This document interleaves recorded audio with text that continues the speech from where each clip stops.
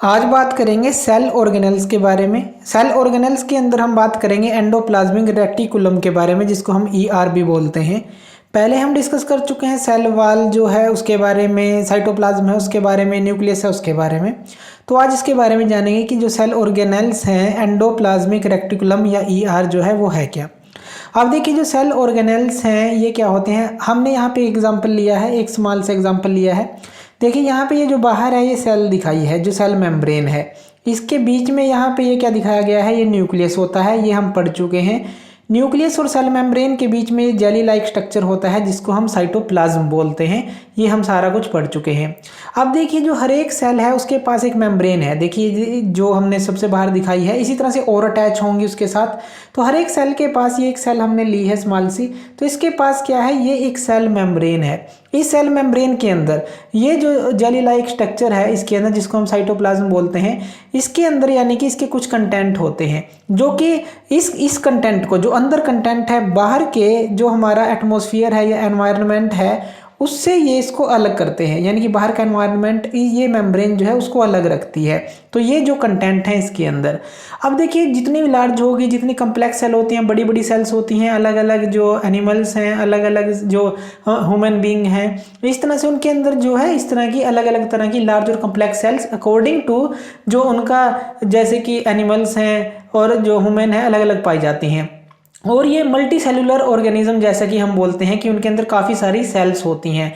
तो इसके अंदर क्या होता है, इनके अंदर जो होता है मल्टी सेलुलर ऑर्गेनिज्म की अगर बात करें, जैसे ह्यूमन हैं, एनिमल्स हैं, जिनके अंदर काफ़ी सारी सेल होती हैं, तो ये क्या करते हैं, काफ़ी सारी केमिकल एक्टिविटी यहाँ पे होती हैं, काफ़ी सारी केमिकल एक्टिविटी को सपोर्ट करती हैं, क्योंकि कॉम्प्लिकेटेड स्ट्रक्चर होता है इस तरह से और उनका जो फंक्शन होता है। अब इन एक्टिविटी को, अलग अलग तरह की एक्टिविटी होगी और अलग अलग तरह से वो अलग भी होंगी। जैसे कि एनिमल की बात करें, ह्यूमन बींग की बात करें, तो जैसे कि मसल सेल होती हैं, हमारी ब्लड सेल होती हैं, लीवर के अंदर सेल होती हैं पचाने के लिए, तो स्टोमक में जो सेल होती हैं, इस तरह से अलग अलग सेल हैं, अलग अलग तरह की सबकी एक्टिविटी है।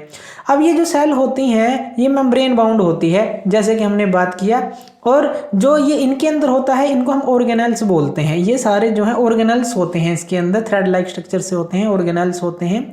अब ये जो ऑर्गेनेल्स होते हैं ये क्या करते हैं, ये इस सेल का फंक्शन करते हैं। यानी कि अलग अलग तरह के जो ऑर्गेनेल्स हैं एक सेल के अंदर, वो अलग तरह के स्पेसिफिक तरह का फंक्शन करेंगे। अगर अलग की बात करें, जैसे स्टोमक के अंदर अलग सेल्स हैं, उसके अंदर जो ऑर्गेनेल्स हैं अलग तरह के फंक्शन करेंगे। इस तरह से जो ऑर्गेनेल्स हैं काफ़ी इनका इंपॉर्टेंट रोल होता है डिफरेंट फंक्शन करने के लिए। जैसे जैसे अलग अलग हम चीज़ों की बात करते हैं या मल्टी सेलुलर जो भी हम बात करते हैं। अब देखिए जो यूकैरियोट थे हमारे पास, एक तो थे यूकैरियोट, ये थे हम पढ़ चुके हैं, और एक थे हमारे पास प्रीकैरियोट्स। तो यूकैरियोट्स थे हमारे पास, और इसी तरह से हमारे पास प्रोकैरियोट्स थे। तो यूकैरियोट थे जो हमारे पास, ये क्या होते हैं, जैसे कि जो मल्टी सेलुलर है, अलग अलग जो सेल है डिफाइंड, उनके अंदर न्यूक्लियस होता है। इस तरह से यूकैरियोटिक सेल थे। और जो हमारे पास पेरिकैरियोटिक सेल थे, प्रोकैरियोटिक सेल जिसको हम बोलते हैं प्रोकैरियोटिक, ये थे जो हमारे पास। इनके अंदर क्या था, जो हमारा न्यूक्लियस था ये वेल डिफाइंड नहीं होता, इस तरह से वेल डिफाइंड नहीं होता। तो अलग अलग सेल हैं हमारे पास ये दोनों। और इनके जो ऑर्गेनेल्स हैं ये, इनके अंदर आप ये फीचर देख सकते हैं दोनों के अंदर।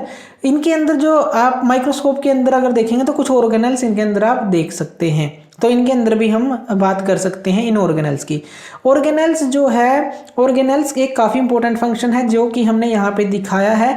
यहाँ पे ये जो हमने दिखाया है, ये जो फिगर हमने दिखाई है इसको समझेंगे। ये है एंडोप्लाज्मिक रेटिकुलम।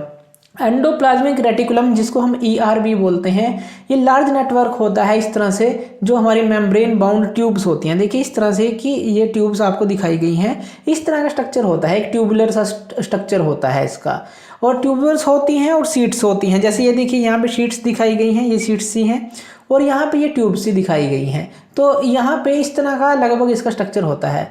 अब देखिए जो ईआर मेम्ब्रेन है, यानी कि जो ये पूरी जो मेम्ब्रेन है, ये सिमिलर स्ट्रक्चर होता है जैसे प्लाज्मा मेम्ब्रेन का होता है। जैसे यहाँ पे सेल मेम्ब्रेन यूज की गई है, वैसा स्ट्रक्चर इसका वैसा ही होता है लगभग।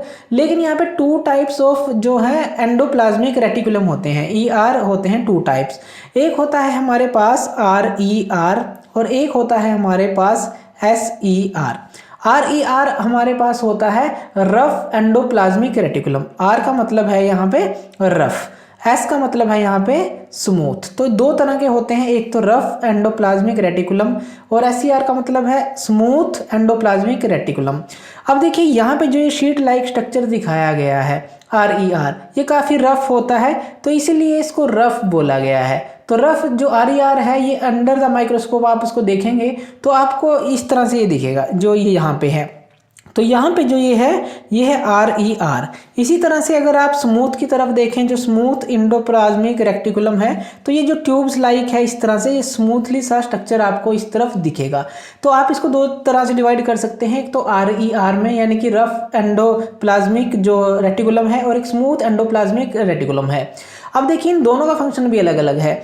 अब जो ये RER है इसको जब आप माइक्रोस्कोप के अंदर देखते हैं तो यहाँ पे आपको ये जो हैं ये जो हमने दिखाए हैं इस तरह के राइबोसोम्स आपको इससे अटैच होते हुए दिखते हैं। ये राइबोसोम्स होते हैं, ये जो अटैच हैं इसके ये राइबोसोम्स हैं। तो राइबोसोम्स आपको अटैच्ड दिखते हैं। अब जो राइबोसोम्स हैं ये सारी एक्टिव सेल में प्रेजेंट होते हैं और ये करते क्या हैं, ये करते हैं प्रोटीन मैन्युफैक्चर।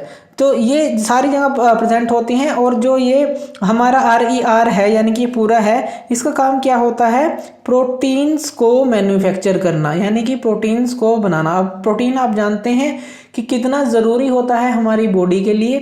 तो प्रोटीन मैन्युफैक्चर किया जाता है और फिर इसको भेज दिया जाता है अलग प्लेसेस पे सेल के, उसको फिर ट्रांसफ़र कर दिया जाता है। यानी कि यहाँ पे प्रोटीन बनेंगे और फिर उनको आगे जो सेल पे भेज दिया जाता है जहाँ पर भी उसकी ज़रूरत है।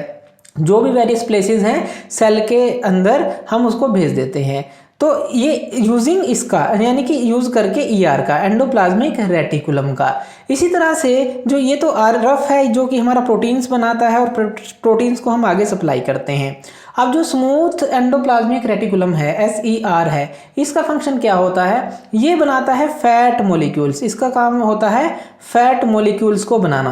फैट मॉलिक्यूल्स कह सकते हैं या फिर आप बोल सकते हैं कि लिपिड्स भी आप इसको नाम दे सकते हैं कि फैट मॉलिक्यूल्स बनाना या फिर लिपिड्स बनाना जो काम होता है वो SER का काम होता है। RER का काम होता है प्रोटीन बनाना और इसका काम होता है लिपिड्स बनाना या फिर फैट मॉलिक्यूल बनाना। अब देखिए पूरे जो ER का काम क्या है, प्रोटीन भी बनाना और लिपिड्स भी बनाना। अब देखिए जो प्रोटीन और लिपिड्स हैं ये किस चीज़ में हेल्प करते हैं, सेल को मजबूत रखने में, उसकी मसल्स को स्ट्रॉन्ग रखने के लिए, यानी कि सेल को मजबूत बनाते हैं। तो इस प्रोसेस को हम बोल देते हैं मेम्ब्रेन बायोजेनेसिस। इस पूरी प्रोसेस को जो ये बनाते हैं कि प्रोटीन भी और जो ये हमारी लिपिड्स हैं, तो मेम्ब्रेन बायोजेनेसिस जो है इसको प्रोसेस का नाम भी दे दिया जाता है। अब जो और प्रोटीन होते हैं, लिपिड्स होते हैं, वो एंजाइम की तरह भी एक्ट करते हैं और हार्मोन्स की तरह भी एक्ट करते हैं। कुछ तरह के होते हैं प्रोटीन्स और लिपिड्स जो ये बनते हैं RER में और SER में। तो ये कुछ एंजाइम और हार्मोन्स की तरह भी काम करते हैं। तो इस तरह से जो ER है ये जो है आप इसको समझ सकते हैं। लेकिन ये जो है ग्रेटली आप इसका अपीयरेंस जो है अलग अलग देख सकते हैं डिफरेंट सेल्स के अंदर। जैसे यहाँ तो हमने ये देखा, अलग सेल की बात करेंगे तो उसमें कुछ डिफरेंट होगा। तो अलग अलग तरह से आप इसको देख सकते हैं। एक इस तरह का ये नेटवर्क सिस्टम होता है। तो जो फंक्शन है ER का वो क्या है, सर्व करना, जो ट्रांसपोर्ट करना मटेरियल को, जो हमने बात की प्रोटीन्स का ट्रांसफ़र करना या जो लिपिड्स हैं उनका ट्रांसफ़र करना वेरियस रीजन में। जो साइटोप्लाज्म है, साइटोप्लाज्म यानी कि न्यूक्लियस और इस मेम्ब्रेन के बीच का जो पूरा रीजन है उसके बीच में, या फिर साइटोप्लाज्म से न्यूक्लियस के बीच में अंदर बाहर उसको भेजना। तो ये सारा जो काम है ER करता है। तो ER जो है इस तरह का आप उसको समझ सकते हैं, एंडोप्लाज्मिक रेटिकुलम ER। तो थैंक यू वीडियो देखने के लिए। और ज़्यादा अपडेटेड वीडियोज़ के लिए आप हमारे चैनल ज्ञान लो पे हमें सब्सक्राइब कर सकते हैं। Thank you.